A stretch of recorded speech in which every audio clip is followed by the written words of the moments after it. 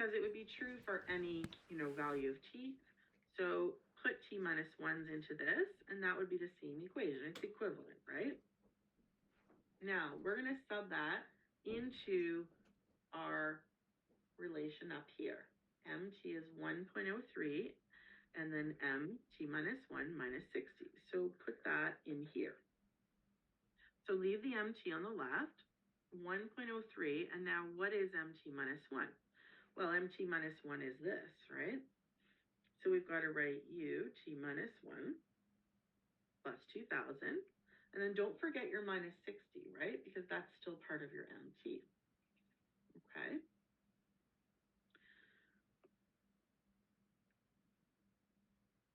Now, we're going to substitute this. mt is ut plus 2,000. And we're going to expand. So all I did here is I took this, what mt equaled from right here, and I put it on the left. Okay, so ut plus 2,000 goes in on the left right here. That's mt. And then we're just going to kind of multiply it out or expand it, however you want to think about that. So if I multiply this out, I get 1.03 ut minus 1. And then plus 1.03 times 2,000. But you remember we did that on the last page? That was 2060, and then minus 60.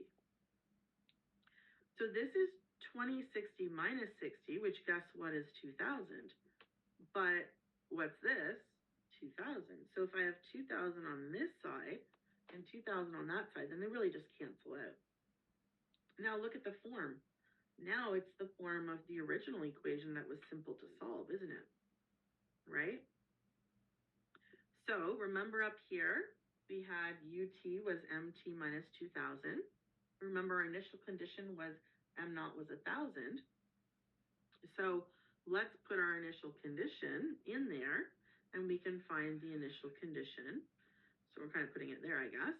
We can find mu naught, right? So u naught is 1,000 minus 2,000, which is really negative 1,000. So now I have the initial condition in terms of u. Now, do you remember what your solution is? Well, the solution to this easier type of equation, remember, is just this, right? We take the initial, u naught, and then times b to the t. And remember, b is just that number out in front of ut minus 1. So u naught, negative 1,000. Times b is 1.03 to the t. Now we're done, but be careful, we're not quite finished because this is ut and we're trying to solve a relationship for this mt. So remember what mt was at the very top of our page at number 2? I kind of boxed it in purple. So if we have ut, then to get mt, well, what do we have to do? mt is ut plus 1,000. So if this here is ut, then I can put it right there.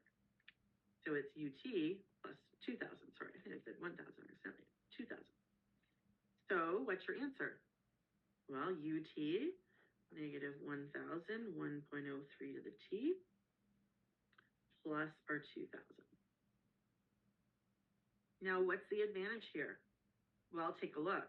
It's no longer recursive. So if I want m20, I can just put 20 in for t and be done. Still need a calculator, of course, to do that in my head. But anyway, that's the idea. Whereas if you want m20 from this, you need m19. But to get m19, you need m18, etc. Okay? So that method, I don't know, like it's kind of up to you. You're going to see them and you can see what you prefer. I also left the other long answer method that they used to do in the solution. So, I guess decide what you like. But, if it is a multiple choice, I'll show you the shortcut because, if you get lucky and you do get a multiple choice, it'll take you 2 seconds instead of like a page or 2, right? So any questions before I show you the long method 2 that you did in class this term? Any questions? Hey, you guys are doing awesome. We're going to take a break. We're just going to try and get through another method and we'll take a break at 6:30, okay? All right. So method 2, change a variable. Okay, so here's the change of variable method. Now, I switched the variables on you just because, as I said, they're always switching variables to mess with you. So I switched them to p's just to get you working with something different. So here is our equation, our recursive relation. And so what we're going to do is say, let PT be UT minus some number C. Again, kind of like, the equilibrium, I said always do this. So for change of variables, if that's the method you want to pick, then you're going to use PT as UT minus C. And what we're going to do is we're always going to be finding this constant so that, like this constant number C, so that the constant term is 0. So here, remember, if PT is UT minus C, then remember we can always make all the T's T minus 1s, and we get a similar, equivalent equation. So if we look at this, we're going to substitute into it. All right, so what's PT? Right here, PT is UT minus C. We've got 1.03. What's PT minus 1? We're going to substitute that. It's UT minus 1 minus C. Don't forget your minus 60 on the end here. Okay. Now, if I move this negative C across, it's going to be plus. And if I multiply this out, it's 1.03 UT minus 1 minus 1.03 C. And then we still have the minus 60. So when they say make sure that it's going to be 0, what we mean is basically this term here, everything that's not the 1.03 UT minus 1, everything else that's left has to equal 0. In other words, what is C to make that 0 is what you have to do. So you write down everything beside this 1.03 UT minus 1, set equal to 0 and solve. And again, of course, decimals in your head, I know. So I'm just going to leave the negative 60, so I'll move this over. So it'd be 1.03C minus 1C. So that would be 0.03C, which is the same thing we had before, right? 60 divided by 3 over 100, I think. Yeah, so 2,000. Yeah, okay. Just wanted to make sure that was the same so we didn't have to do it again. And it's negative and positive, so it'll be negative 2,000. So now, if that's our C, well, C was up here. So if I say PT is UT minus C, and C is negative, then subtract negative 2,000 is really a plus. And then you would have to finish the last few steps again, right? So you would have to, once you got to the equation, just like we did here, right? Then you've got to, write the solution, find the initial condition, and finish it all. So you're going to decide what you prefer, because if you get a multiple choice, I guess you have really 3 methods at least that you can try, right? So it's up to you. As for whether they'd make you use a certain method, that's maybe a question you guys should ask, right? Because maybe you have a preference, you like the equilibrium, but you don't want to use the other one on long answer. I would hope they would let you use any, but I'm not really sure because they've never taught 2 long methods before. This term is the first time they've done it. So let me show you the shortcut. So the shortcut is, for any of the harder questions where you've got a number being added or subtracted on. So remember, if it's just that, then it's easy, right? Then we already have our B, and we can just use B to the T times P naught. But if it's this kind of form, this is the form. So we've got A is the number in front of MT minus 1. So A is 1.03. B is the number added on. So the explicit or general solution is M naught minus B over 1 minus A to the T plus B over 1 minus A. So M naught is your initial condition, which we already knew was 1,000. It was given. Minus B, so negative 60 over 1 minus 1.03. A to the T, so 1.03 to the T, plus B, negative 60 over 1 minus 1.03. And this should take you like a few seconds, right? So if we've got negative 60 over 1 minus 1.03, that's negative 0.03, right? So that's going to be positive. And remember, we had this earlier, right? That was 2,000.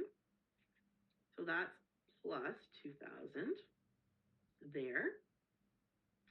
This one is the same thing, but it's minus. Do you see it?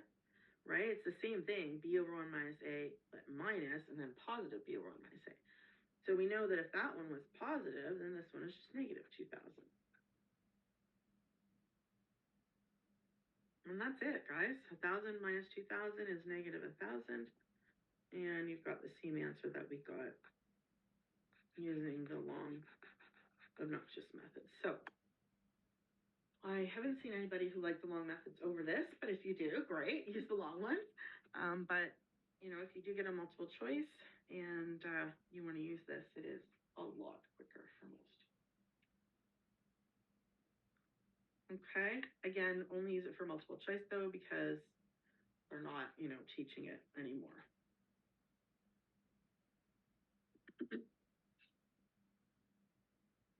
Okay, so there's a little summary here, part 1, part 2, and part 3 using the shortcut.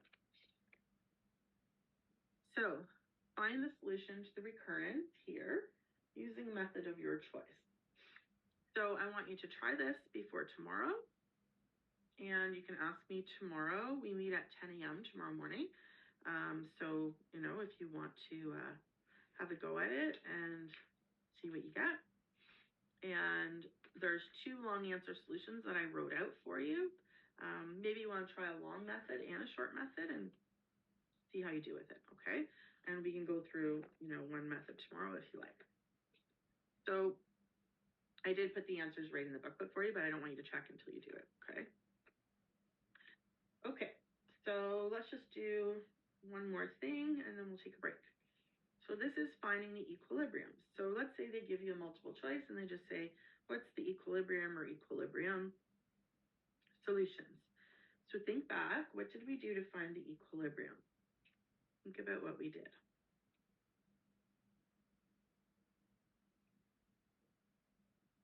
So we have to replace, in this case, it's not m, it's u, so ut, and ut minus 1 by u hat.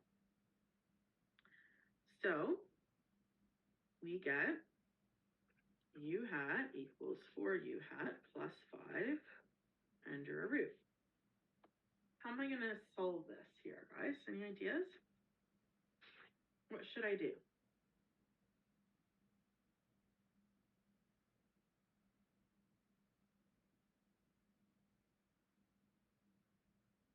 Well, to get rid of a square root, just kind of like in high school, we would want to square both sides, and then we can get rid of it, okay? So let's just go like that, and like that. Squaring a square root will make it gone. So I've got u hat squared equals 4u hat plus 5. So bring it all to one side, and then you're going to factor it. And your answers to the u hats will be called your equilibrium or equilibrium solutions.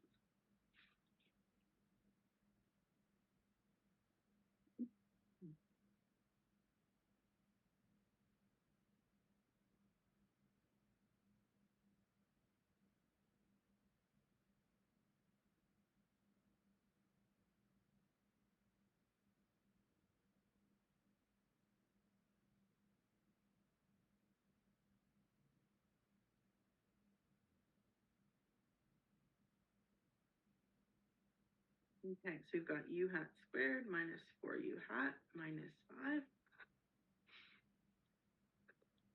So what we've got to add to the middle, which is negative 4, and multiply the last, which is negative 5. So multiply to 5, so it's got to be 5 and 1. And if I need a negative, then it's got to be a negative 5 and positive 1. So it'll be u hat minus 5, u hat plus 1. And that would give me 2 answers of 5 and negative 1.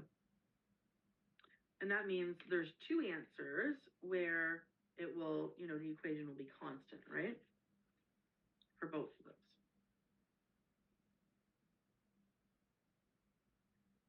Okay, so how do you find terms? Well, you just do what I was showing you earlier, where you just, start with P naught and then do P1, P2, P3, etc. So if P naught is 10, then our P1 would be 0.4. And if I put 1 in here, 1 minus 1 is 0. So it's 0.4 times P naught. So it's really 0.4 times 10. So move the decimal over once and you get 4. So what's P2?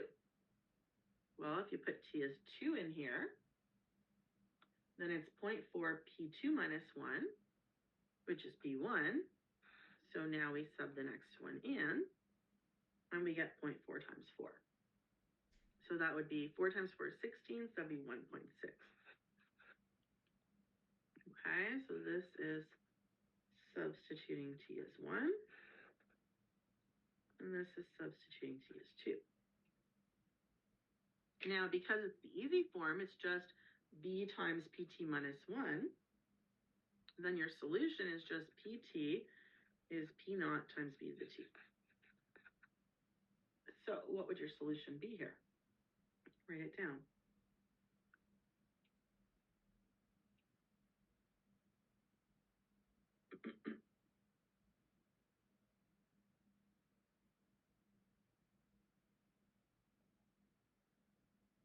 So this is my B. So we would have P naught was 10, and then times 0.4 to the T. What occurs in the long term?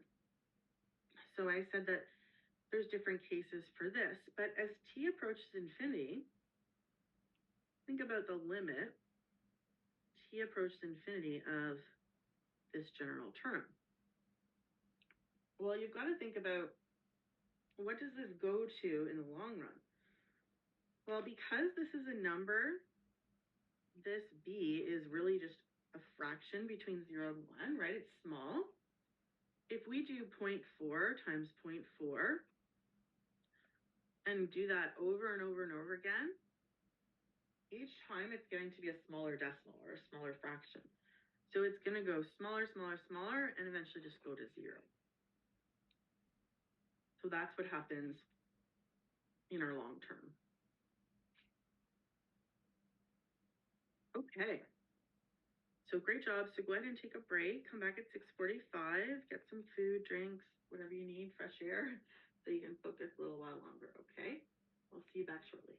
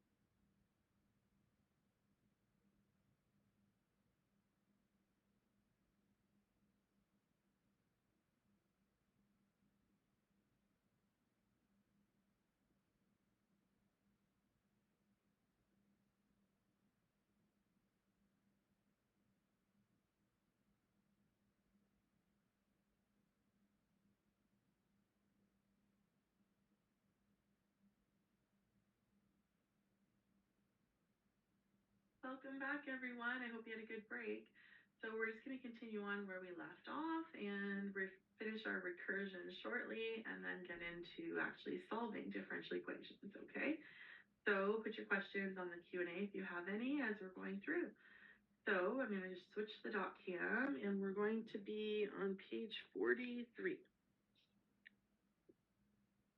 So in terms of if they give you a doubling time or a half-life, it's probably quickest if you just do the doubling time half-life formula that you know from calc. It's a lot easier. So if your U of t, if you're doing doubling time, then you're obviously multiplying by 2 as your factor for 2 for double. And then, your exponent can just be like time over doubling time. So t is how long and d is how long it takes you to double the original amount that you had. If it's half-life, it's the same thing, except the 2 would turn into a half, and we usually use an h for how long it takes to half something. So if radium-226 has a half-life of 1,600 years, then that would mean that my h is 1,600. And if there's 20 grams initially, that's our C, or our initial amount. And we want to find the amount after 2,000 years. So U of t is the C, or you can call it U naught, or whatever you want, and then times half to the time, t, over how long it takes to half. So the amount after 2,000 years, that means this is our t, and so it would be, we start with 20 grams, and then a half, and then the time is 2,000 years over the time it takes to half is 1,600 years. So in this case, we could cancel 2 zeros, I guess. And so we'd have to play around with this. So the U, remember this doesn't mean U times 2,000, it's U at 2,000, so the amount after 2,000 years. So this would be a half to the 20 over 16. We could divide by 4 and say 5/4. So in terms of simplifying, it's really like the 4th root of a half all to the 5.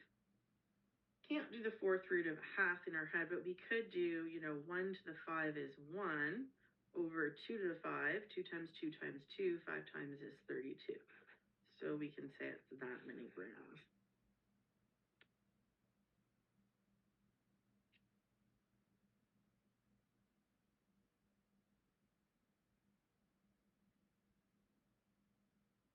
Okay, so we'll do another shortcut and another long method. And I'll show you, some other exam questions here. So this one is about an investment, and it says you initially invest $1,000 at a rate of 4% per year, and you're withdrawing $50 at the end of each year. Write a recursive relationship. So we've already done the recursive part, so I've got the shortcut method in here. But the important part that I want to go through that we haven't talked about yet is, what if they ask you to say, when is it worth so many dollars, right? What do you do then? So the equation here is PT is 1.04, right? We're increasing at 4%, 1.04, PT minus 1, and then we're taking out $50. So the A is the number in front of PT minus 1, 1.04, and B is negative 50. So we have our equation, and we, sub everything in. So we've got P naught, which was the initial amount, which was, we put in $1,000, and that goes there. And then minus, we've got B over 1 minus A, and then we've got A to the T plus B over 1 minus A. And so, again, if you have trouble with any of those decimals, that would be a positive, and then divided by 4 100ths would be like 50 times 100 divided by 4. And so that would be 50 times 100 divided by 4, 25. Okay, you can think of 100 times 25 is 2,500, and then half of 2,500 is 1,250. And so this is our equation. So the B part that they sometimes ask on the exam is, how long until it's worth X amount of dollars. So I picked 250. So what we're going to do is we're going to substitute PT as 250. And we're going to solve for time, right? We want to know how long, so that's finding a time. So we've got 250 equals, and then we've got the equation, so just write that down. And so now we've got to solve this. And of course, without a calculator, because you're not going to have one on the exam, right? So I'd probably bring this across. So it'd be 250 minus 1250. So it'd be negative 1,000.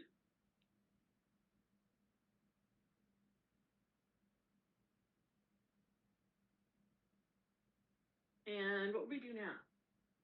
What's your next step going to be here, guys?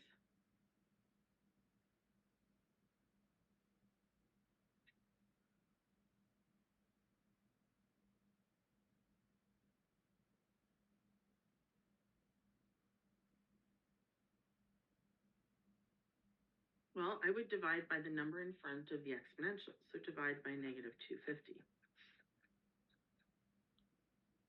So we divide that. 250 goes into 1,000 4 times. 2 negatives being divided, so it's positive. And this we would solve with ln.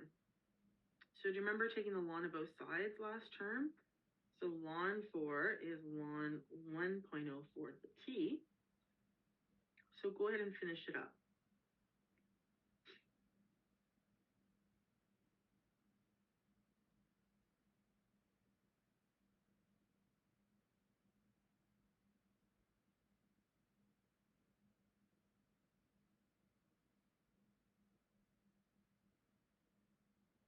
So I would bring the t out in front.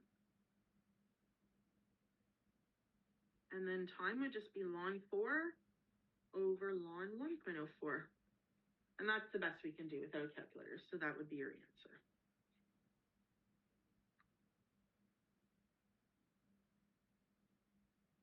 Okay, questions?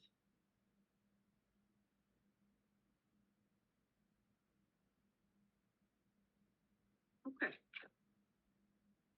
So let's go through one more of a long method. So this one was a multiple choice. So of course, if it was a multiple choice here, then we can use the shortcut. Actually, let's use the shortcut for this one, and let's do the long one in number 10, okay? We'll let you try it, and then we can take it up tomorrow if you want me to do it. So for this one, let's see, we've got UN, and this was our equation that we're given. Yeah, so this was, I think, 2 years ago. It was funny because I asked my students in my weekly class, it was like, was there a long answer recursion?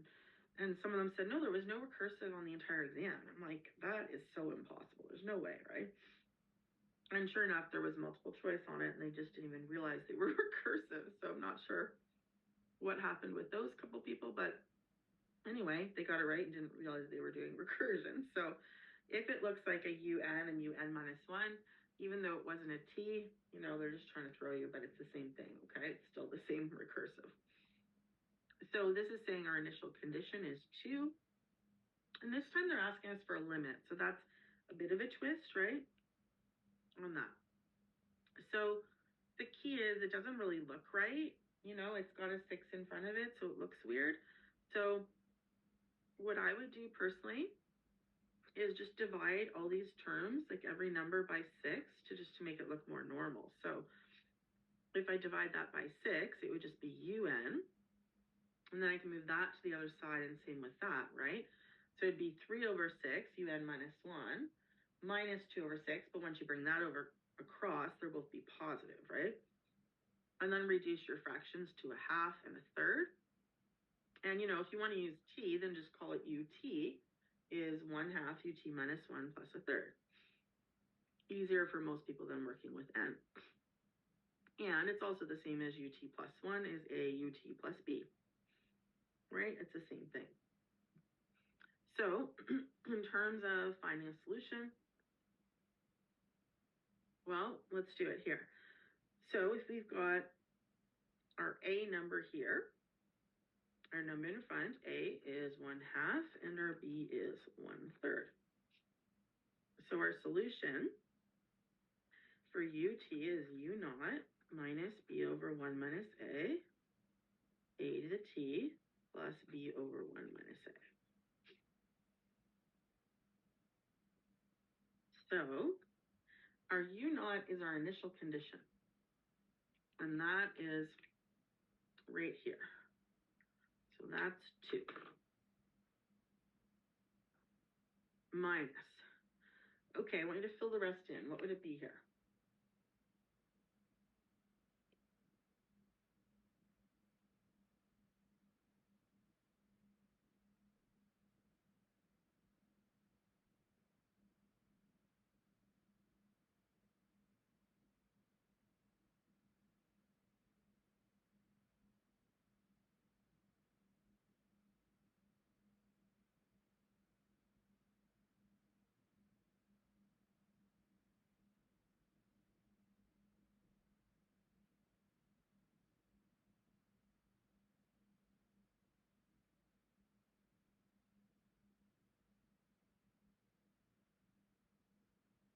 So it'd be 1/3 over 1 minus 1/2, 1/2 to the T, plus B is 1/3 over, 1 minus 1/2.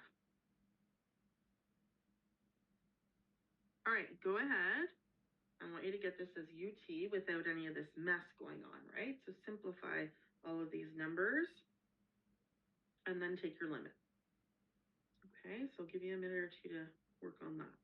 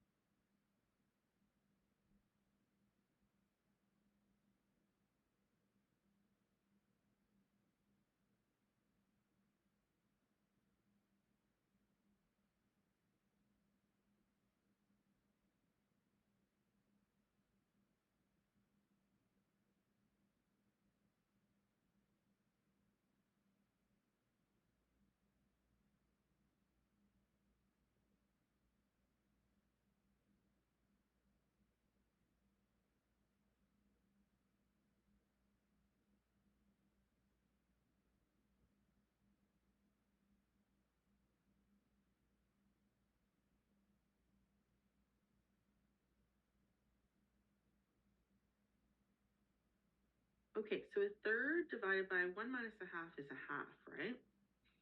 So this is really 1/3 divided by 1/2. 1/2 to the T. And then again, we've got 1/3 divided by 1/2. Well, 1/3 divided by 1/2 is like 1/3 times 2 over 1, so it's really just 2/3.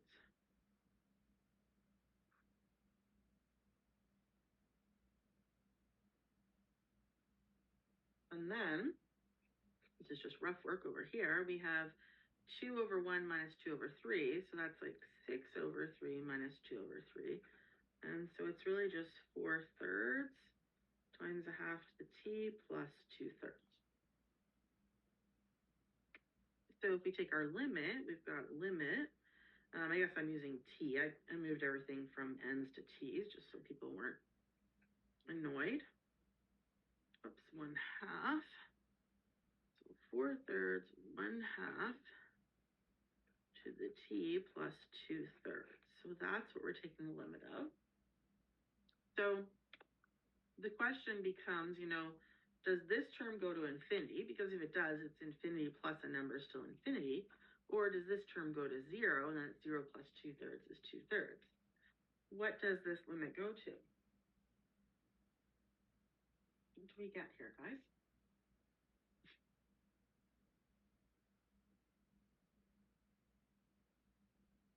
Well, since a half is a fraction that's, small, right? It's below 1. It's just between like 0 and 1 type of thing. It's going to keep getting smaller, right? Half times a half times a half times a half is getting smaller. Half times a half is a quarter, times a half is an eighth, etc. It's going to go to 0. Whereas if it was 2 to the t, or even 3 halves to the t, 3 halves is greater than 1, it would go to infinity.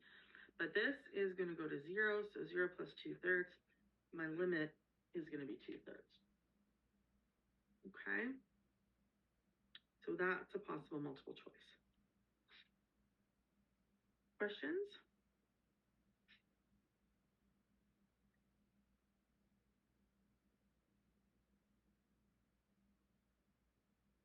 Okay. So one more here. How is the limit 2/3? Well, like I said here, right? Half times a half times a half to the t is 0, right? So a number times 0 is 0. 0 plus 2/3 is just 2/3. Right? If this was a number in the bracket to the t, if it was like 2 to the t, 2 times 2 times 2 over and over again would be infinity, plus something would be infinity. But this is a, limit that goes to 0. Okay, so for tomorrow, I want you to try this one as well. So I left you with one more before. I want you to do, let's do both. Do both long methods here. And if you want to do all three, great. And we can take it up tomorrow, okay? So do equilibrium, change of variables, and shortcut, okay? You're welcome. Okay. So hopefully you can get some practice on that. So substitution, I'll just, kind of review one substitution question. I'm not really going to do much on it, only because I'm going to have to do substitution when we do our integrals anyway. But I'll just remind you quickly of it, okay? So it's on page 50. So flip to page 50. Now, they don't tend to give you really hard integrals in 1201, so usually they tend to be a lot easier than they were in Calc 1000. Some of them were a bit crazy in there. I put all the integrals in here, all the trig, but like I said, they don't tend to get really mean this course. So I really doubt you'll get like super hard ones. So remember, substitution is if you have some kind of crazy quotient, or if you have a product that you can't do that's really big, things like that, then that's likely to be a substitution, right? So for instance, this, I really wouldn't want to multiply this out, would I? Because of the 7. If the 7 wasn't there, sure, I'd just FOIL it. But because, the 7, I'd say, okay, well, U is going to be my substitution. The letter U is what I use. And I pick the higher power of x, but not the actual 7. So I just let U be the bracket, like kind of what's inside it, right? So that would be my U. And then remember, we do du by dx, the derivative of U with respect to x. Well, the derivative of x squared is 2x, plus the derivative of 3x is 3. And we would just cross multiply here and say du is 2x plus 3 dx. But remember here, I don't bother writing this because it's just going to go straight to this every time. So just write your du by dx like this. So take a look. Well, we're kind of lucky here because look, 2x plus 3 dx, that's already du. 2x plus 3 dx, that's my du. And if u is x squared plus 3x, then it's just u to the 7 du. So remember how you integrate it? Integral of u to the 7. Well, remember your integral of x to the n is x to the n plus 1 over n plus 1. So this would just be u8 over 8 plus c. And remember, then you put your u back in. Okay? So that was substitution. So if you had something with trig like this, again, if there's a top and a bottom, we generally pick the bottom, right? And we would pick the power here, but we pick just what's inside the bracket, not the actual 3. So for instance, I'd say just let u equal 1 plus sine x. And then I would do the derivative of u with respect to x. So the derivative of 1 is nothing, 0, and the derivative of sine x is cos x. So now what I say is, well, cos x and dx, I'm going to substitute cos x dx to be du,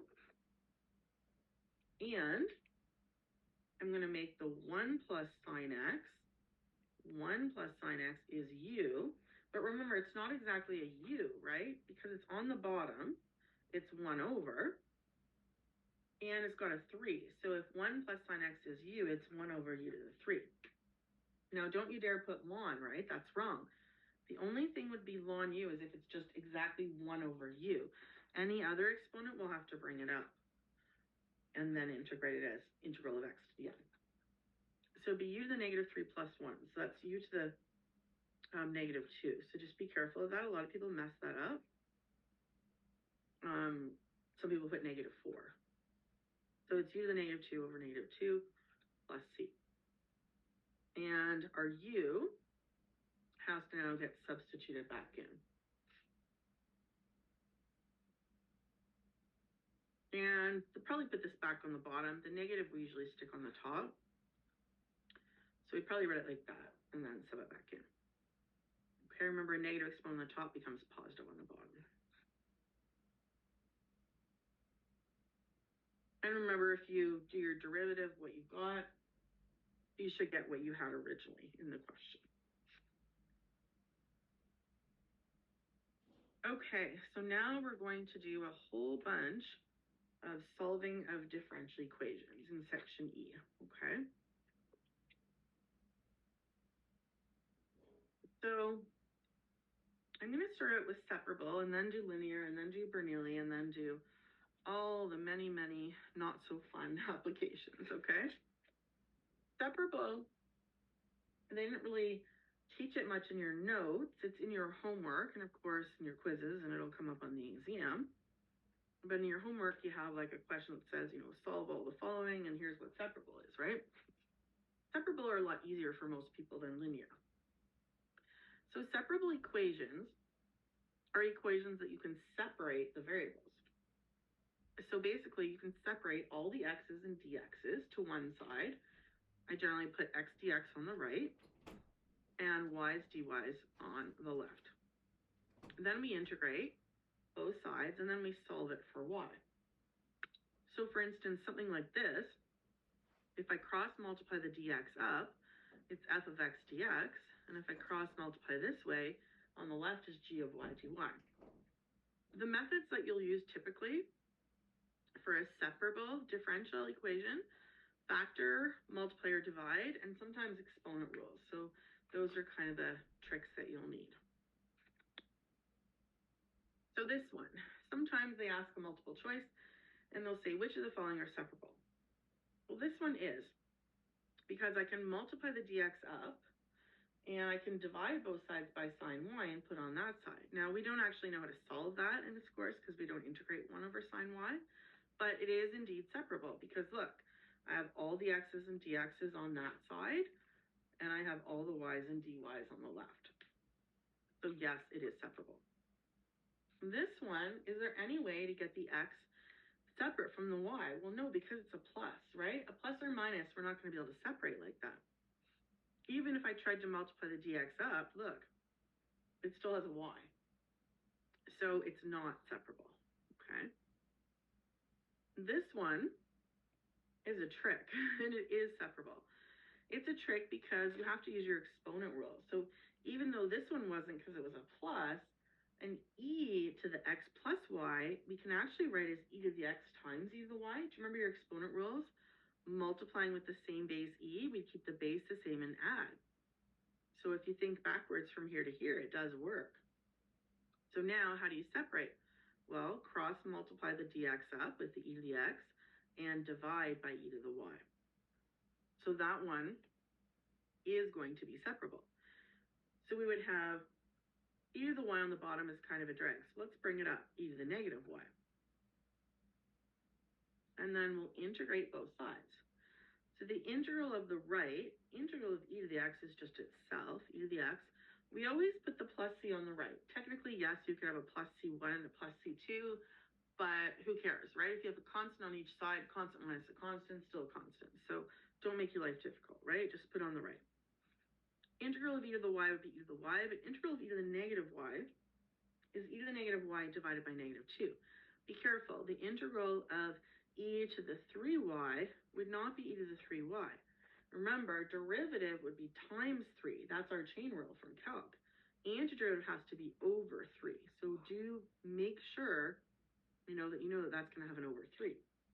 So therefore this integral e to the negative y is e to the negative y over negative 1. Or you can just put the negative 1 in front because, of course, dividing by a negative is the same as multiplying by a negative. So what's our answer? Well, we've always got to solve it for y. So if we have to solve it for y, well, let's get rid of the negative sign first. So if I switch the signs, it would be e to the negative y is negative e to the x minus c. And then if the negative y is in the exponent, then let's just ln both sides. Remember, if you ln the right side, you should put it in an absolute value here because we don't really know what, these numbers are, right? And then because now it's a ln, I can bring that down. So it'd be negative y ln e, which is 1, equals ln negative e to the x minus c. So therefore, y is negative ln negative e to the x. Now they're going to call this plus c. Why are they going to do that? Well, guess what? If c is a constant, like 5, the negative c is still a constant, right? So it doesn't really matter. So you can leave it minus c, but they're going to probably put plus, right? They always just change it to a constant. So if you got like a 2c in your answer, then, they would probably just call that a c, okay? Because 2 times a constant, again, it's still just a constant, right? So it doesn't really make any difference. Okay, so this is what we're looking at in terms of separable equations. So that's what we're going to do a bunch of now. Any questions?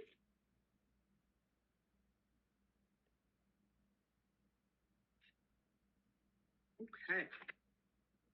So for this one, if I want to solve this, first of all, u prime of t is a little bit annoying. So let's write it as du by dt. That's easier to see. Okay. Because negative c and positive c are both a constant, right? So it's still just a constant. So it's like calling it, you could call a new constant k, where k is the old negative c, but they're not going to call it a k on the exam. They're just going to say plus c. So if this is my u prime, that's really a du by dt. So if I cross multiply this up, it would be 3u squared du. And if I cross multiply this dt up, it would be 2t dt. I'm going to call the u of t squared just u squared until the end, just so people don't get confused with the brackets there. So if I integrate 2t, well, that's 2t squared over 2, and they cancel. And 3 integral of u squared is 3u3 over 3. So it's really just going to be u cubed equals t squared plus c. And I've got to solve it for u. Well, if I have u cubed and I want u, then I've got to take the cube root of both sides. And sometimes they will write it, instead of being like this, sometimes they'll write it to the 1/3, and that's the same thing. Okay? So cube root or to the 1/3 is fine.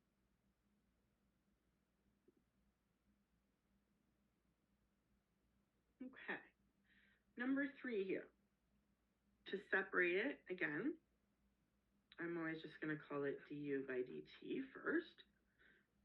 So these are all u's on the bottom. So if I cross multiply u of t plus cos u du and multiply the dt up, it goes over here.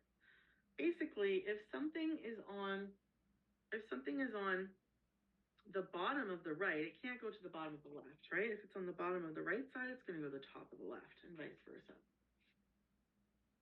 Well, because maybe you missed it, Sandvika, but at the very start, in the first one, I said there's really no point in adding c to both sides, right? Because if you add a c1 to one side and a c2 to the other side, and you do c1 minus c2 or c2 minus c1, guess what? It's still a constant, right? A constant minus a constant is a constant.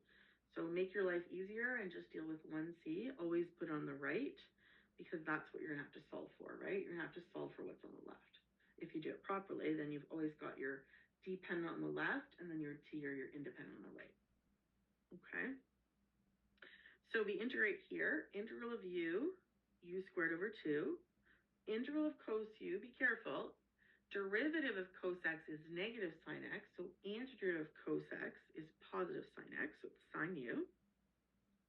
Integral of 3t4 is 3t5 over 5, and then minus, and then of course this is t squared over 2, so the t's cancel again.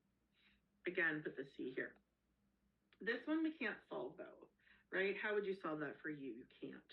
So that's one that if they gave you something like that, you can't separate a u from here. There's no way to solve for it. So it would just have to stay the way it is. Okay. All right, so let's get you solving these. So for example 4, take a look. Think about what can you write instead of y prime of x, just to make it a little easier. It's really change in y with respect to x, right? dy by dx. Okay, so we know that we've got to make this separable, right? It's just a fraction and a fraction. So cross multiply the dx up. If the x minus 1 is on the bottom on this side, we just leave it alone because it's already on the side we want. But the y term has to go to the left with the dy. So if y plus 2 is on the top of this side, I can't put on the top of this side. It's got to go to the bottom, right? So it's going to be 1 over y plus 2 dy. Okay, and the dx multiplies up.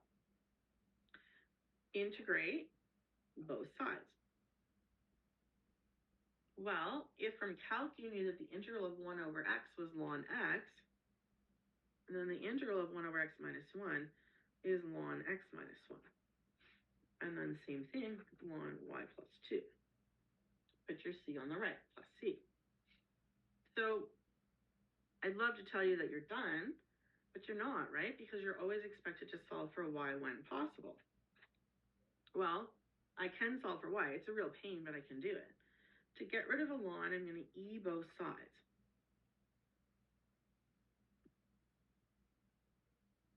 Now, this is where it becomes tricky. So this is one that you should probably highlight because the solving of it is not the easiest thing in the world here for sure. So e to the ln is log base e. So we know that this is going to be y plus 2.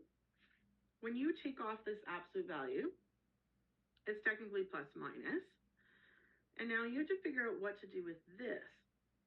Well, I want you to think about your exponent rules, right? If you have e to this plus this, remember we had something like that a minute ago. You really have this. That's the tricky step to remember. To, both base e, multiplying with the same base, we can add the exponent. So that's how we separate the e to the c and this. If people don't do this step, they tend to write just, c out in front, and they don't get that this is not going to have a ln on it at all. Why doesn't have a ln? Because it's that little trick, right?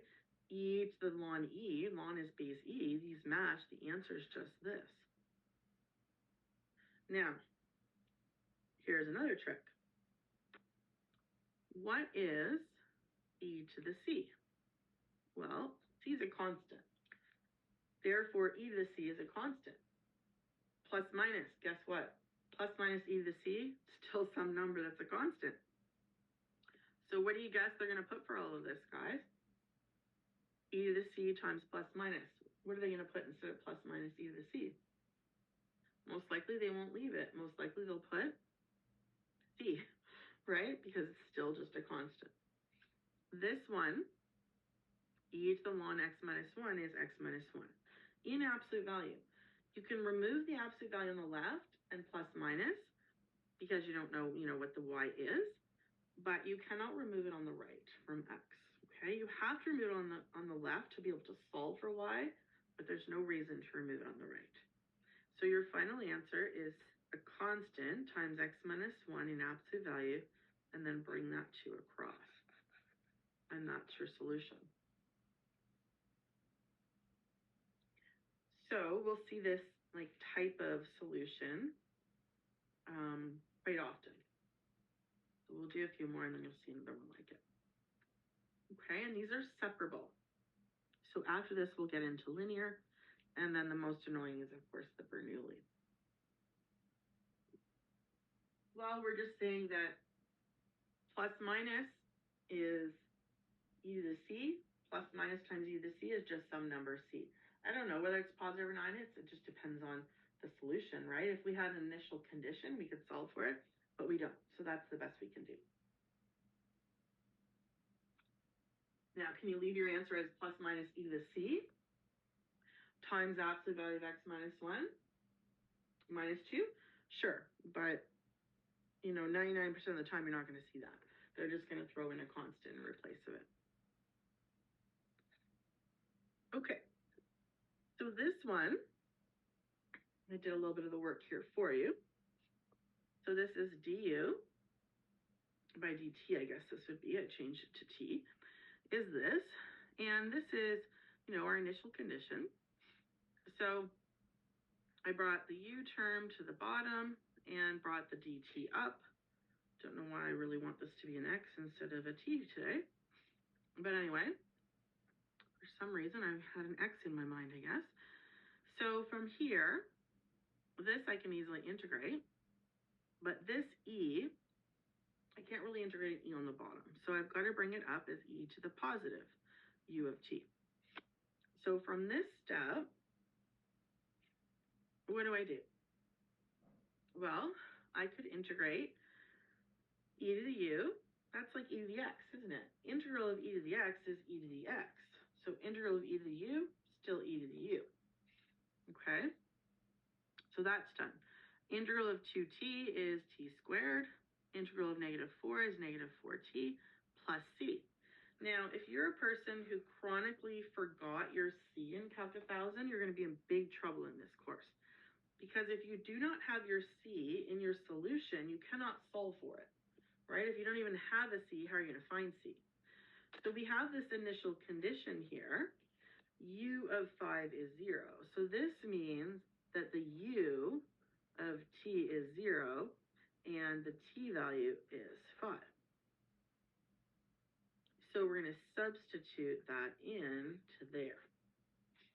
So u is 0, so left is e to the 0, and then all the t's are 5.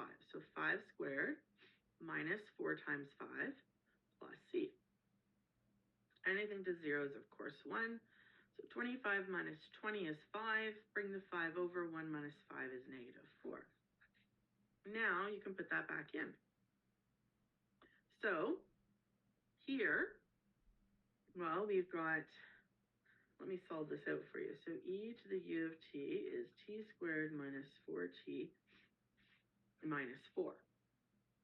So from this step, I can say, well, I want to get rid of the e, so let's ln both sides.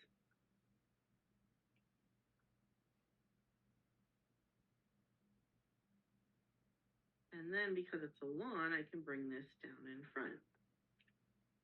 And ln e is 1. So that's your u of t.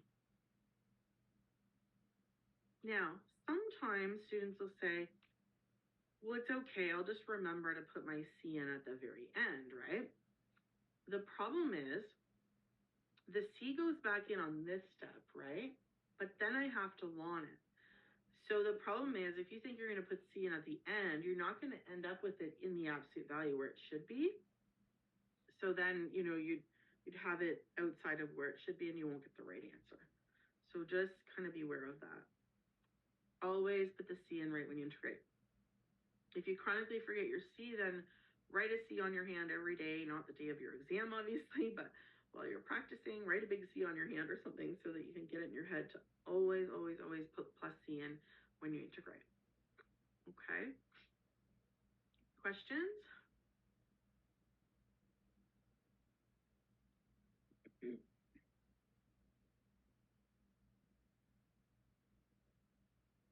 Okay. So turn to 59 here. So find the solution here. All right, I want you to decide why this is separable and separate it for me.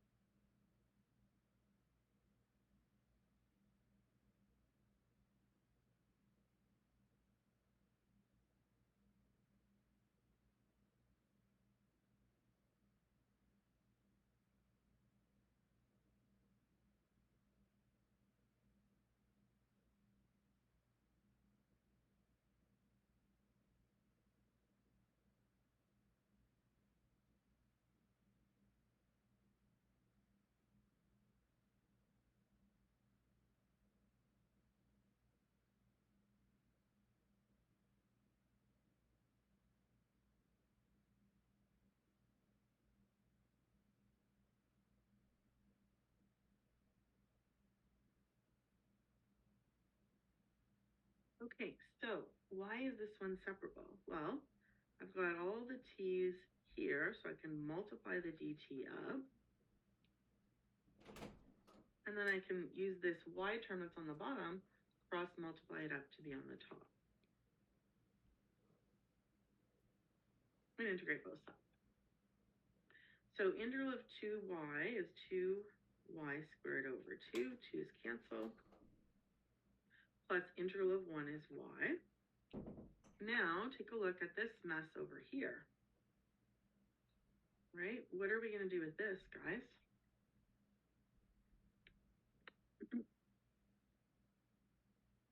That's a simple substitution from last semester, right?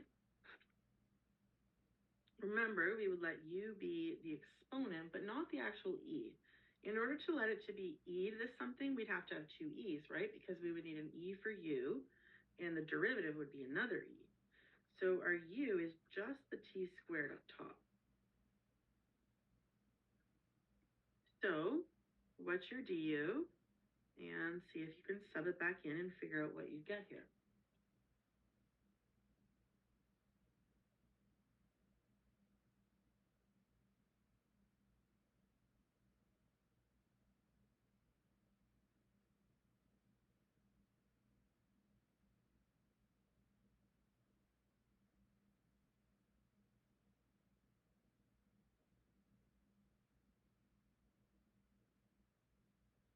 We get 2t dt. Now we need to get rid of a 4t. So to get rid of a 4t dt, I could multiply both sides by 2. And now I would be able to put 4t dt. 4t dt would be 2 du. So I just took the 2 out in front and the du at the back. And then I'm integrating. Well, all the t squareds become u, so that's a u on top of an e. So it's integrating e to the u. So that's what we get from substitution. And then, of course, we still have to integrate this side. Well, integral of e to the u is just e to the u plus c. And make sure you sub your u back in. So it's y squared plus y equals 2e to the t squared plus c. Now, that's it in terms of solving. We can't solve it for y because of the y squared plus y. But we do have an initial condition. So we do have to apply it to here to find this c value. So go ahead. Make sure you don't accidentally do it here because this is x and y, so just beware of that, right? This is, we're subbing in that y is 2 at x is 0. So just make sure you have x and don't do it too soon like up here when you have your u. All right, so go ahead and sub in and find out what c is.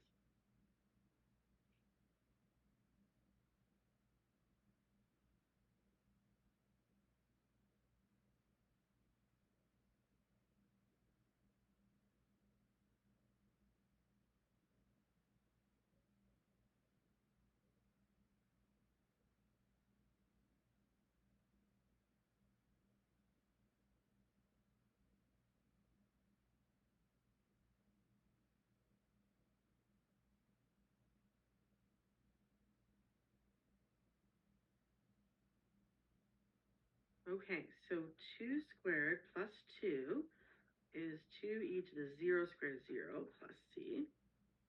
So 4 plus 2, so that's 6 equals 2 plus c. So c is going to be 4. So final answer is y squared plus y is 2e to the t squared plus 4. And I can't really do anything with that to solve for y because it's too complicated.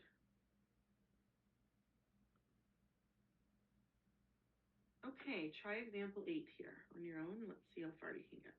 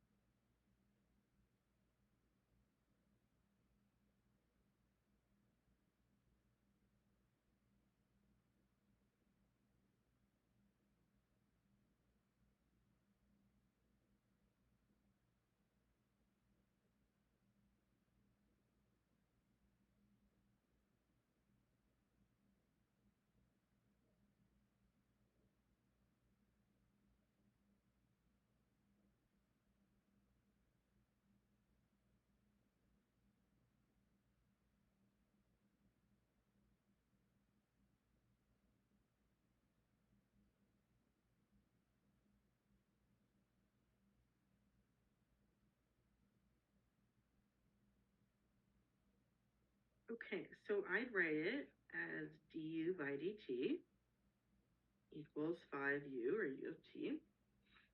So I want the u to be over there. Now the 5 is a constant, so technically speaking, you could do either, right? You could leave it on the right or move it to the left. Remember, in the end, we have to solve for this u, so I'd rather not move the 5 because I'm going to have to deal with it again. If I move it to the left, I'd have to deal with it to get it to the right. So I just personally leave the 5 alone. So if the u is on the top of that side, it's got to go to the bottom over here. So it's 1 over u du. And then we multiply the dt up, so it'd be 5 dt. Integral of 1 over u is ln u. And integral of 5 is not 0. The derivative of 5 is 0. The answer of 5 is 5x, or in this case, 5t. So this is our equation. We don't have an initial condition to solve, but we do have to solve this for u. So this is the tricky style, right? If we e both sides,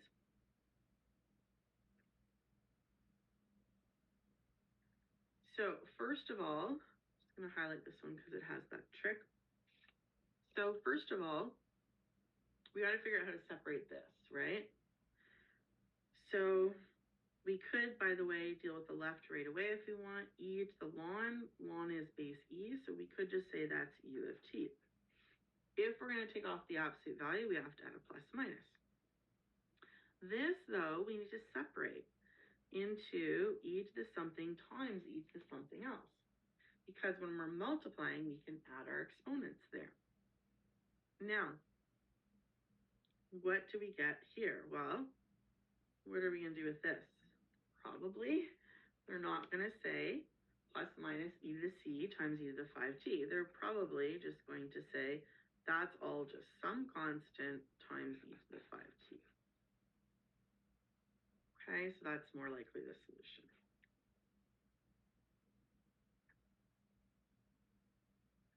Okay, so next is linear, which is a little bit harder than separable, and then Bernoulli is kind of a crazy one. Okay, any questions?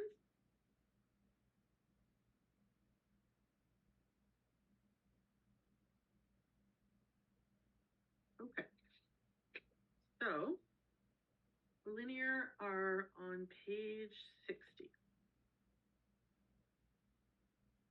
So linear, they have a certain form.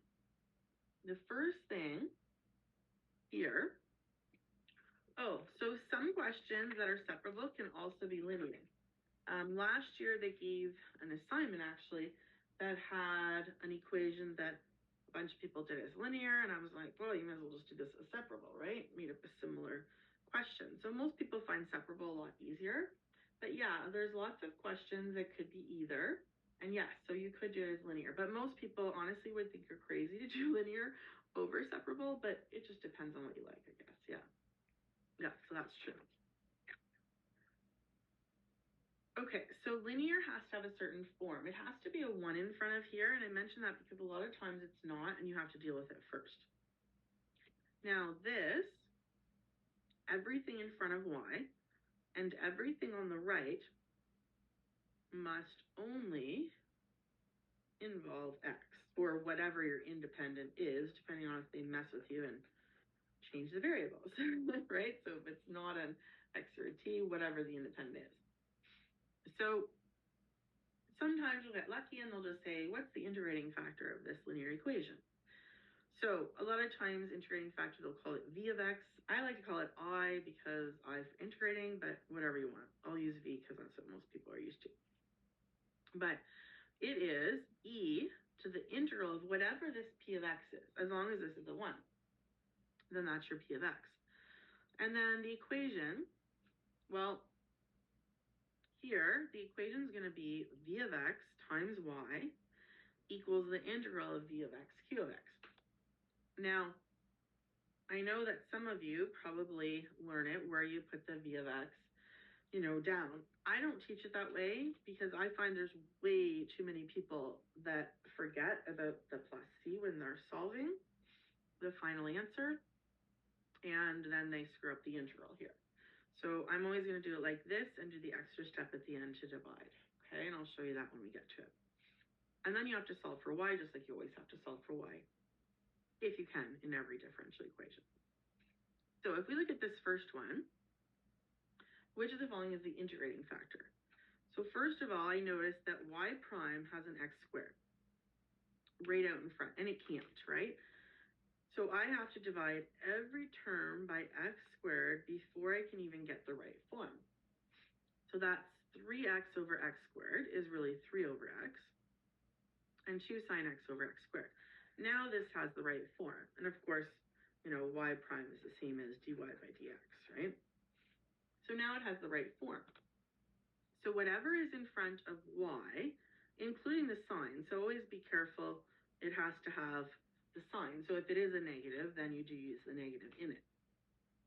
So the integrating factor v of x, or I, is e to the integral of p of x. Okay, that's always our formula. So this is p of x, this over here is q of x, and my integrating factor is e to the integral of p of x. Now, on integrating factors, there's no plus c. Okay, so never put a plus c for finding your integrating factor. You'll have a plus c when you solve it. So my integrating factor is e to the integral of p of x. Well, the integral of 3 over x is 3 ln x. but we can't leave it like this if we can simplify it. So do you remember from calc, we can move that 3 up top and make it e to the ln of x to the 3. And then remember, ln is log base e, so the e's match and the answer is just x to the 3. Now we don't need an absolute value on this ln x, right? Integral of 1 over x, yes, absolute value of ln x. But look here, x is positive. So if x is positive anyway, we don't need the absolute value, okay? And that's typically going to be the case. They don't generally even involve absolute value when we do integrating factors because we have to simplify it. Now, one time I saw them give an example where they made you do both cases, but I've never seen it on an exam. I'll show it to you shortly just in case. But this would be x cubed, so answer C. Okay. All right, so find an integrating factor here. Okay, so it's not really in the right form. So what are we going to do? Well, I've got to get the x out of the front here. And it's got to be just y prime or dy by dx. So let's divide everything by x. So now I have y prime or dy by dx minus 2x over x is just going to be a 2, and then plus 3 over x, y equals 2 sec x over x. Okay, can you label for me what is your p of x and what is your q of x here?